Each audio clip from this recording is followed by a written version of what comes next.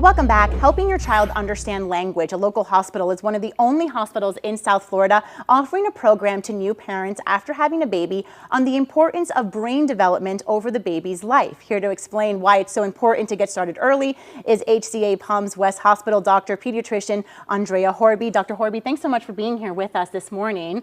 Let's talk a little bit about the science behind this program. Yes, the first 5 years of a baby's life are critical for brain development. Studies have shown that their little brains are firing 1 million synapses every single second. So actually the first 3 years are the most critical for brain development, with about 80% of your final brain development occurring in those first 3 years of life. Their brains essentially are wired to absorb new information. Yeah, we always hear, right, kids are just like sponges, they absorb everything. So what does the program entail exactly? So the Build a Brain, Build a Community program is designed to address health disparities. Essentially, we know that every family should have access to important information about language development, brain development, and how to enhance that in their own household. So the Build a Brain, Build a Community program basically takes every single family who comes to our postpartum unit or our NICU and shows them a brief 5-minute video on the importance of brain development and language and how to incorporate that into their home life. After that, they can sign up for a newsletter, which comes monthly and talks about those developmental milestones and ways to enhance that in your home life. Currently, we're offering the program in English and Spanish, and neatly Haitian Creole is also in the works. Awesome, great. So what do we want to tell parents? And I was asking also for a personal reason. In my house, it's Spanish and English. So my husband and I speak to each other in English, but we both speak Spanish. So we speak to our daughter in Spanish, try to instill that in her. Is that okay to have those two languages at home like that? Yes, absolutely. Children from bilingual households actually will sometimes show advanced development by the age of 7. So while they may struggle a little bit in their first year or two of kindergarten, their little brains catch up so quickly and they'll actually have more advanced language skills a little bit further into their elementary school education. Right. Dr. Horby, what if the parents at home only have just one language in the house? What can they do?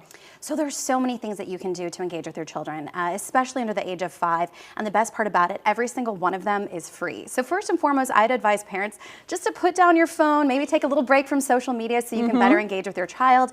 And some of the activities that you can do is just do narrated play or narrated daily activities. So while you're preparing a little dinner or bathing them or getting them ready for bed, just use words to describe what you're doing to enhance their vocabulary. Reading to your children is great. Incorporating music is awesome.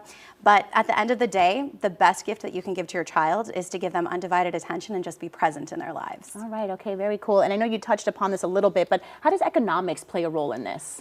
Yeah, it's really interesting. Studies have shown that children from high-income households are exposed to 30 million more words over the first couple years of life. So you can imagine this has tremendous impact on their health, their educational opportunities, and their job opportunities. But as I said before, families from all different backgrounds, if you have the tools and the knowledge of how to address some of these disparities, you can incorporate some of these changes into your own household to help your child thrive. Okay, all right. Is there anything we missed that you want to add?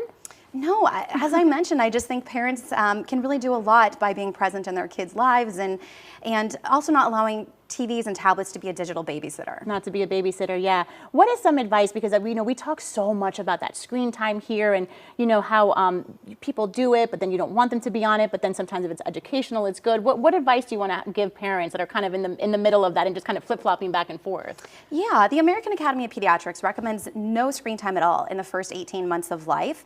After that, the recommendations are to limit screen time that's not related to homework to about 2 hours a day. Okay. So I think it's actually very doable. And if you're being conscientious and trying to get educational programs, there's a lot that your kids can benefit from as well. So just remember, everything in parenting is a balance. I think a less stressed parent is going to be a better parent. All right, great. Dr. Horby, thank you so much for your time. If you want more information on the program, you can head to our website, WPBF.com.